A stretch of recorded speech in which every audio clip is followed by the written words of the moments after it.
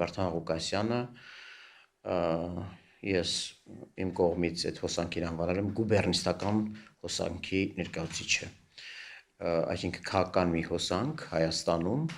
որի նպատակն է ազդել հանրային տրամադրությունների վրա, ազդել Հայաստանում իշխանության ձևավորման վրա,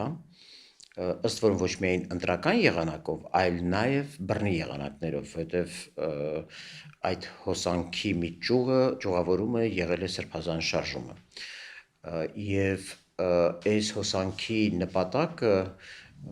Հայաստանին, այո, ռուսական օրբիտա վերադարձնելն է, եւ եկեք նայենք ովքեր են այդպիսի հայտարարություններ արել նախկինում, որոնց շարունակությունը հանդիսանում է Վարդան Ղուկասյանը։ Այդ հայտարարությունները առաջին անգամ արեց Ռուբեն Վարդանյանը, հայտնի հեռուստահարցազրույցի ընթացքում, եւ որ ասեց, որ